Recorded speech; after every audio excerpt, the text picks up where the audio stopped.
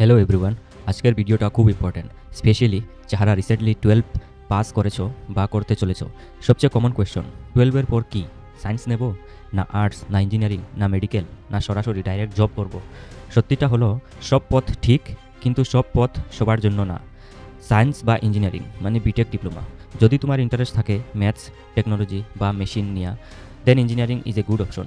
But remember, only degree করলে হবে না, স্কিলও শিখতে লাগবে।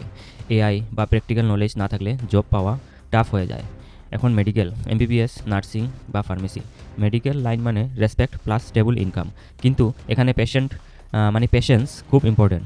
এমবিবিএস হলে টাইম বেশি লাগে, বাট রিটার্ন অর স্ট্রং। মানে এমবিবিএস হলে আপনার অনেক টাইম লাগবে, 12-এর পর এমবিবিএস 4-5 বছর, তারপরে এই আরও 2 বছর, তারপরে আবার ইন্টার্নশিপ, তারপরে আপনার আরও এক্সপিরিয়েন্স লাগবে 4-5 বছরের, তারপরে আপনার প্রেসক্রিপশনের ভ্যালু 1,500 টাকা হবে। তার মানে টাইম অনেক লাগে। যারা কুইক আর্নিং চাও, নার্সিং বা ফার্মেসি বেটার অপশন হতে পারে।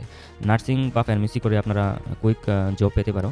ফার্মেসি করে নিজের ফার্মেসিও করা যায়, বা নার্সিং করে অনেক প্রাইভেট হসপিটালে বা সরকারি চাকরি পাওয়া যায়। আচ্ছা, আর্টস বা জেনারেল গ্র্যাজুয়েশন, বিএ বা বিকম। অনেকে ভাবে আর্টস মানে ফিউচার নেই, এটা completely wrong. If you prepare for government jobs, UPSC, SSC, banking, arts background is actually powerful. Direct job বা স্কিল বেসড কেরিয়ার সবাইকে ডাক্তার বা ইঞ্জিনিয়ার হতে হবে, এটা ভুল চিন্তা। Electrician, technician, digital marketing, video editing, freelancing, এই স্কিলগুলো দিয়ে first income possible. Final truth, সবচেয়ে ইম্পর্টেন্ট কথাটি হচ্ছে, আপনার ডিগ্রি তোমাকে জব গ্যারেন্টি দেয় না, স্কিল তোমাকে ইনকাম গ্যারেন্টি দেয়। আচ্ছা, কনক্লুশন কী হবে? 12-এর পর লাইফ ডিসাইড হয় না, বাট 12-এর পর নেওয়া ডিসিশন লাইফ চেঞ্জ করতে পারে। If you found this video helpful, then like, share and subscribe, কারণ নেক্সট ভিডিওতে আমি বলবো which course gives fastest income in 2026। Thank you.